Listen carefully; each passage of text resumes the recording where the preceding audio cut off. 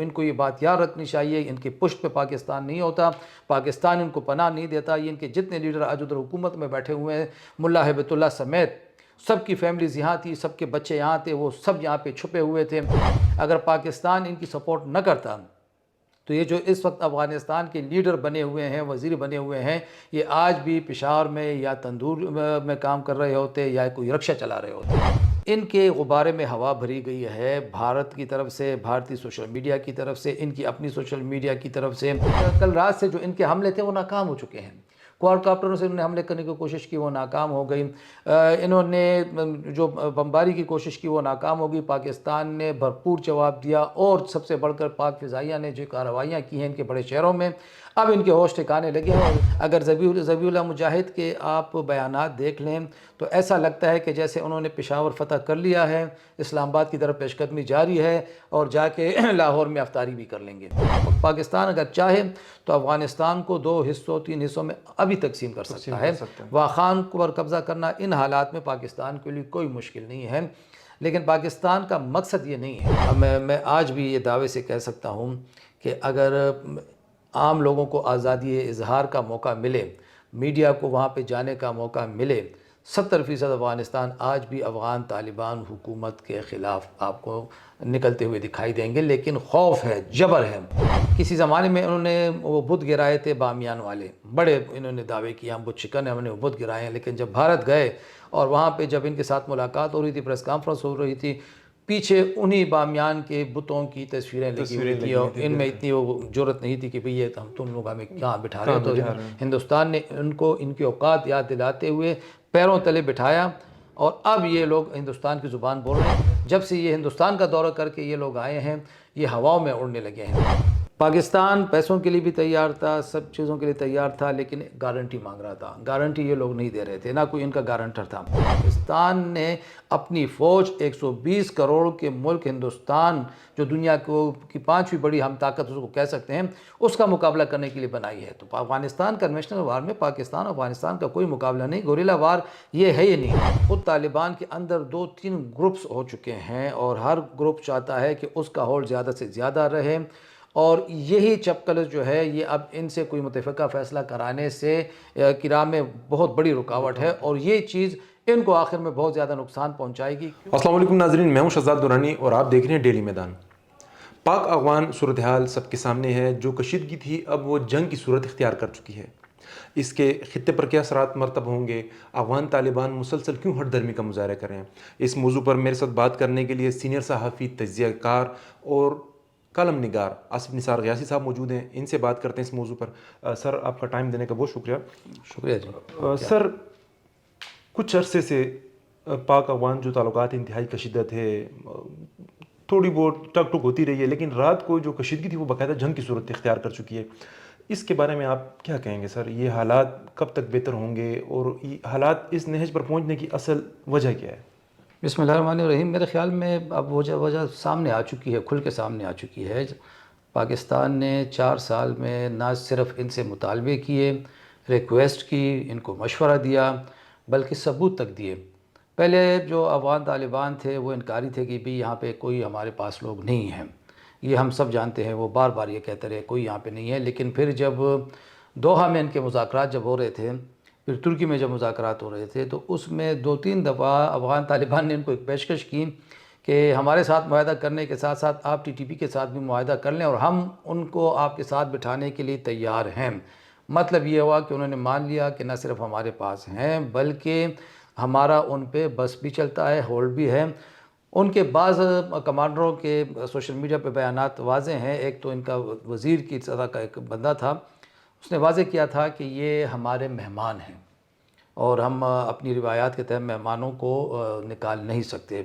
तो ये चीज़ तो साबित शुदा है कि वो वहाँ पे मौजूद हैं। पाकिस्तान ने आखिर में यहाँ तक कहा कि भाई उन्हें हमारे हवाले मत करो, अपने पास ही रखो, लेकिन कंट्रोल में रखो, इनको हमारे पास मत आने दो। फिर इसमें ये भी चीज़ें सामने आई, आप सबको पता है कि उनकी तरफ से पैसों की डिमांड की जाने लगी कि भाई इनको अगर हम बॉर्डर से दूर शिफ्ट करते हैं, इस पर इतना खर्च आता है। अब तो ग़ालिबन पाकिस्तान ने खुल के उस रकम का भी कह भी दिया है। कोई 10 अरब रुपए पाकिस्तान से मांगे जा रहे थे कि जी आप हमें पैसे दें तो हम इनको वहाँ पे शिफ्ट करेंगे। پاکستان پیسوں کے لیے بھی تیار تھا، سب چیزوں کے لیے تیار تھا، لیکن گارنٹی مانگ رہا تھا۔ گارنٹی یہ لوگ نہیں دے رہے تھے، نہ کوئی ان کا گارنٹر تھا، کیونکہ ظاہر ہے دیکھیں دوحہ ایگریمنٹ جب ان کا امریکہ کے ساتھ ہو رہا تھا اس میں انہوں نے 2 وعدے کیے ہوئے ہیں۔ یہ اپنے آپ کو مسلمان کہتے ہیں، یہ اپنے آپ کو اسلامی نظام کا علمبردار کہتے ہیں۔ حضور صلی اللہ علیہ وسلم کی حدیث پاک کا مفہوم ہے کہ وہ فرماتے ہیں لا دین لمن لا عہد لہ، کہ جس میں قول کی پاسداری نہیں وہ ہمارا نہیں ہے، یعنی وہ ہم میں سے نہیں ہے، وہ مسلمان نہیں ہے۔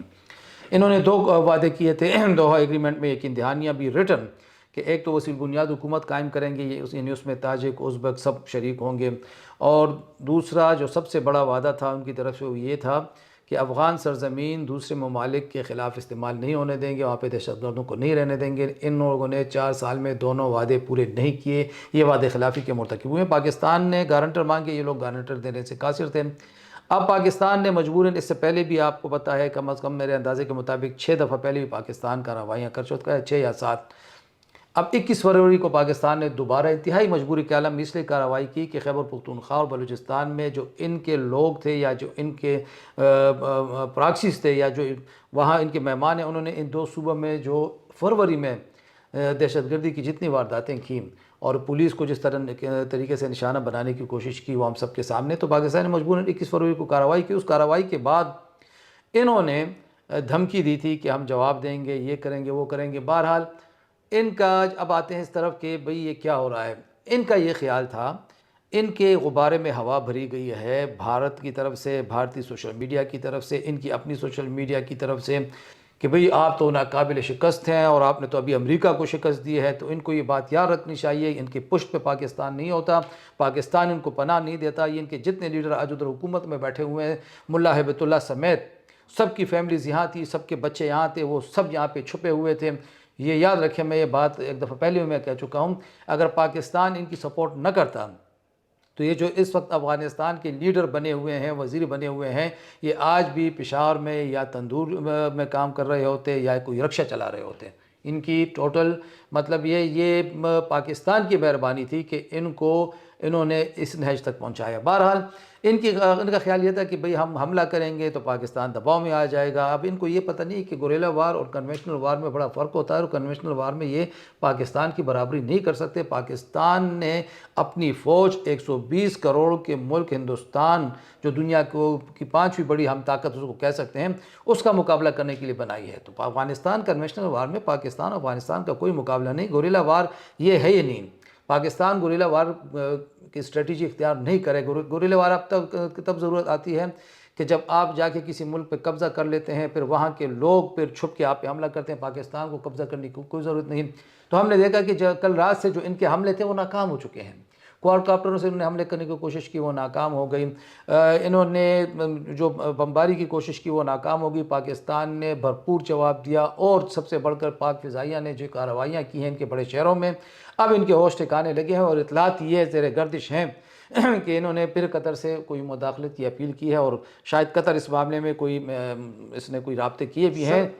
قطر کے علاوہ اقوام متحدہ نے بھی کہا ہے کہ بات مذاکرات کے ذریعے حل کی جائے۔ افغانستان کی جو پالیسی ہیں وہ ہے، مین ایشو یہ ہے سر کہ وہ گروپ طالبان کے جو ایک گروپ نہیں ہے، مختلف اس کے سربراہ ہیں، مختلف افراد ان کو چلا رہے ہیں، ان کی ذمہ داری کون لے گا کہ آئندہ وہ پیسے لینے کے بعد بھی اور معاہدہ ہونے کے بعد اس کی خلاف ورزی نہیں کریں گے؟ میں نے جس طرح آپ سے ابھی یہی عرض کیا کہ پاکستان ان سے گارنٹر مانگ رہا ہے، اور ان کو گارنٹر دینے پڑیں گے، کیونکہ ان کی زبان کا، ان کے قول کا کوئی آپ اعتبار نہیں کر سکتے۔ اور یہ جو اقوام متحدہ کی آپ نے بات کی، اب تو ظاہر اقوام کہ ایک پاکستان کے الزامات ایک طرف، لیکن خود اقوام متحدہ کی جو آخری رپورٹ آئی ہے اس میں بھی کھل کے کہا گیا ہے کہ وہاں پہ یہ دہشت گرد موجود ہیں۔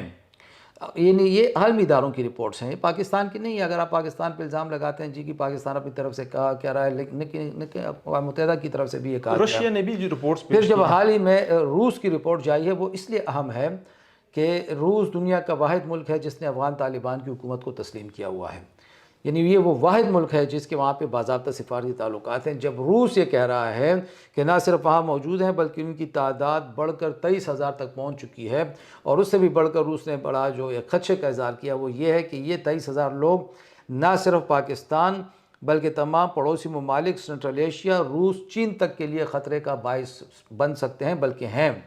تو اس سے بڑی بات میرے خیال میں اور کوئی نہیں ہو سکتی، لیکن مصیبت یہ ہے کہ وہاں پر اب خود طالبان کے اندر 2-3 گروپس ہو چکے ہیں، اور ہر گروپ چاہتا ہے کہ اس کا ہولڈ زیادہ سے زیادہ رہے، اور یہی چپقلس جو ہے یہ اب ان سے کوئی متفقہ فیصلہ کرانے سے کی راہ میں بہت بڑی رکاوٹ ہے، اور یہ چیز ان کو آخر میں بہت زیادہ نقصان پہنچائے گی، کیونکہ انہوں نے میرے خیال میں اپنی بے وقوفی کے ذریعے، اپنی لا علمی کے ذریعے، یا بھارت کی شے کی وجہ سے اپنے سب سے اہم ترین پڑوسی کو ناراض کر دیا ہے، جس کا خمیازہ یہ لوگ ابھی بھگت رہے ہیں، اور اگلے کچھ 1-2 دنوں میں آپ دیکھیں کہ مزید کیا ہونے والا ہے۔ سر یہ جو حالات چل رہے ہیں پاکستان اور افغانستان کے مابین، وہی بات میں دوبارہ کروں گا، کشیدگی اب باقاعدہ جنگ کی صورت اختیار کر چکی ہے۔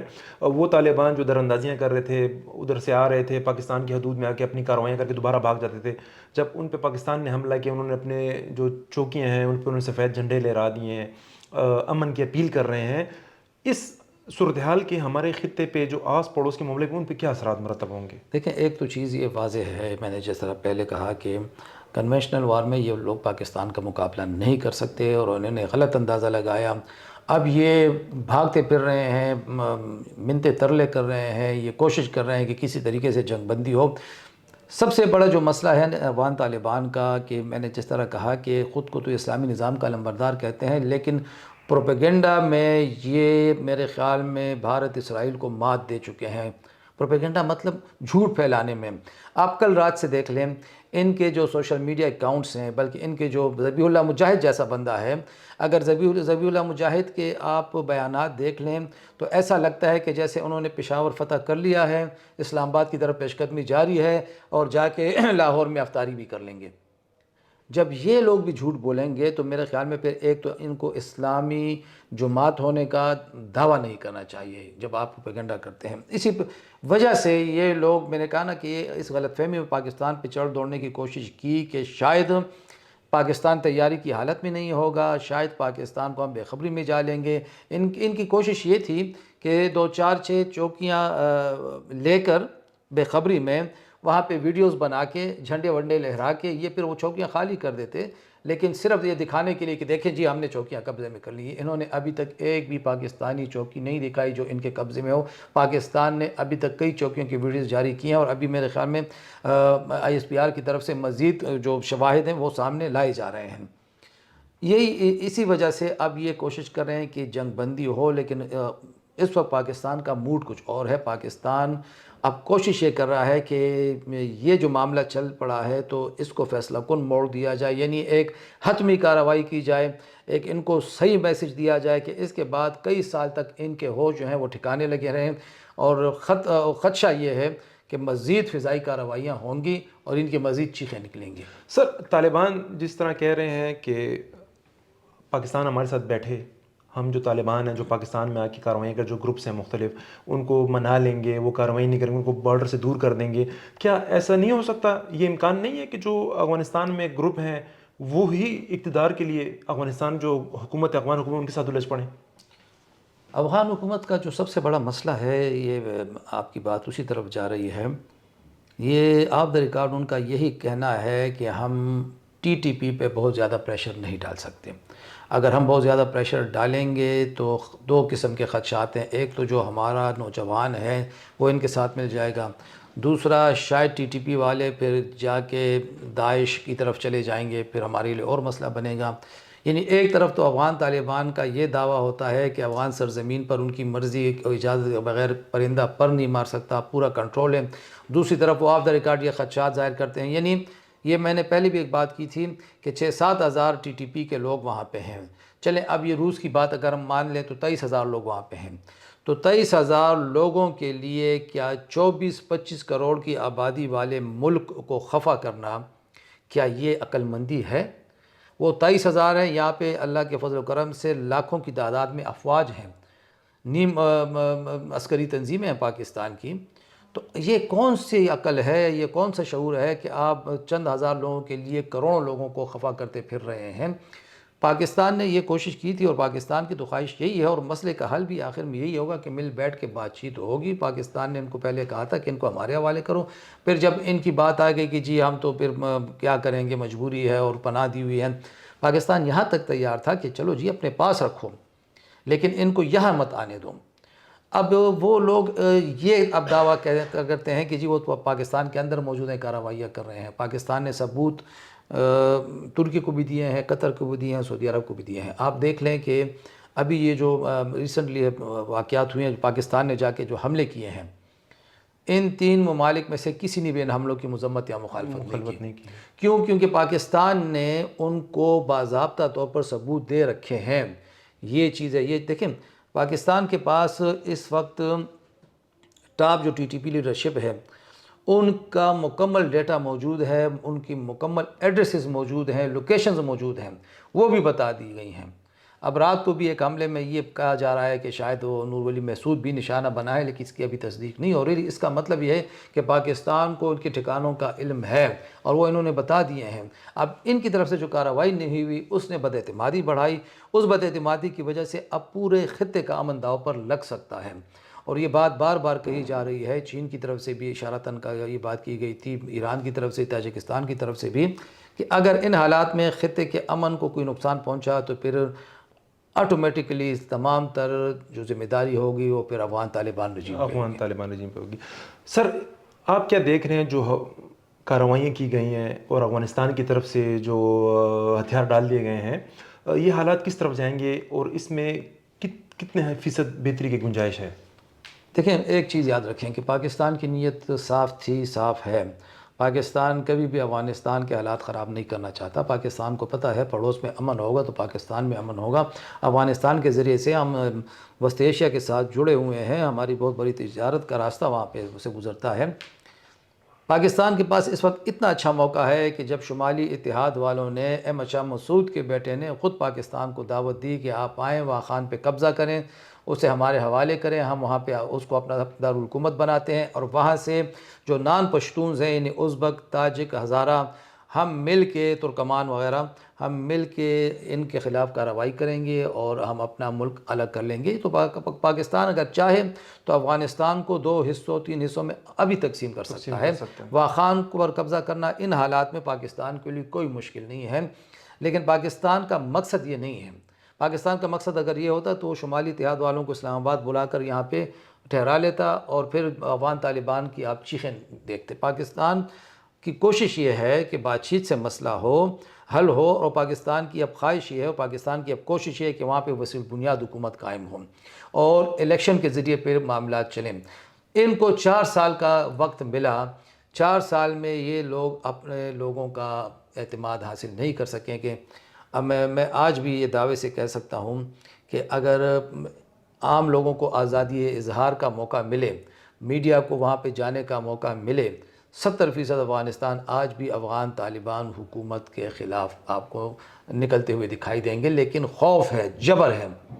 افغان طالبان کو بھی حقیقت کا ادراک کرنا چاہیے. ہماری تو یہ بڑی ایک خوشی تھی کہ چلیں یہ حالات سے انہوں نے وہ سبق حاصل کر لیا ہوگا, لیکن بدقسمتی سے جب سے یہ ہندوستان کا دورہ کر کے یہ لوگ آئے ہیں یہ ہواؤں میں اڑنے لگے ہیں. اور یہ بھی میں ضرور بتانا چاہوں گا کہ یہ اتنے میرے خیال میں کچھ, اب میں بغیرت کا لفظ میں استعمال کرنا مناسب نہیں, بے اہمیت ہیں کہ کسی زمانے میں انہوں نے وہ بت گرائے تھے بامیان والے, بڑے انہوں نے دعوے کیا ہم بت شکن ہیں, ہم نے وہ بت گرائے ہیں. لیکن جب بھارت گئے اور وہاں پہ جب ان کے ساتھ ملاقات ہو رہی تھی, پریس کانفرنس ہو رہی تھی, پیچھے انہی بامیان کے بتوں کی تصویریں لگی ہوئی تھی اور ان میں اتنی وہ جرت نہیں تھی کہ بھئی یہ تم لوگ ہمیں کہاں بٹھا رہے ہو. تو ہندوستان نے ان کو ان کی اوقات یاد دلاتے ہوئے پیروں تلے بٹھایا اور اب یہ لوگ ہندوستان کی زبان بول رہے ہیں. تو میرے خیال میں اس وقت جو خطے کے ممالک ہیں ان کا تمام تر اعتماد پاکستان پہ ہے اور وہ پاکستان کو دیکھ رہے ہیں کہ پاکستان کیا کرے گا اور پاکستان کی سپورٹ کریں گے, لیکن پاکستان کبھی بھی افغانستان کی تقسیم نہیں چاہے گا. جی ناظرین, آپ نے تفصیلی گفتگو سنی. پاکستان ہمیشہ سے صبر اور تحمل کا مظاہرہ کرتا ہے, بات چیت کے ذریعے معاملات کو حل کرنے کے لیے میز پر بھی بیٹھا افغان طالبان کے ساتھ.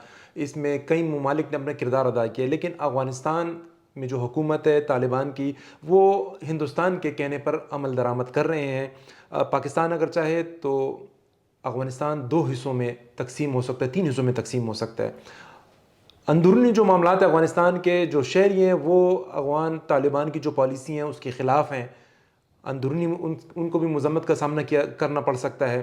اس صورتحال میں افغان طالبان کو یہ چاہیے کہ وہ مذاکرات کی میز پر بیٹھے اور جو حقیقت اس کو تسلیم کرے۔ اس کے اندر سے پاکستان میں آ کر دراندازی کی جاتی ہے، یہاں پہ تخریب کاری کی جاتی ہے، اور وہی تخریب کار جا کے افغانستان میں بیٹھ جاتے ہیں جن کو افغان حکومت اپنا مہمان کہتی ہے۔ مہمان نوازی بھی ایک حد تک ہوتی ہے۔ اب یہ نہیں کہ میرا مہمان اجرتی ہو اور میں اس کو تحفظ دوں کہ نہیں یہ میرا مہمان ہے۔ ہم یہی افغان حکومت سے بھی گزارش کریں گے، جو ان کے ارباب اختیار ہیں وہ صورتحال کو سنجیدگی سے لیں، اور جو حالات ہیں وہ اسی طرف اشارہ کر رہے ہیں کہ معاملات مذاکرات کے بغیر حل نہیں ہو سکتے۔ ہم جو بھی مزید اپڈیٹس ہوں گے آپ کو اس سے مطلع کرتے رہیں گے۔ تب تک کے لیے ہمیں اجازت دیجیے۔ اللہ حافظ۔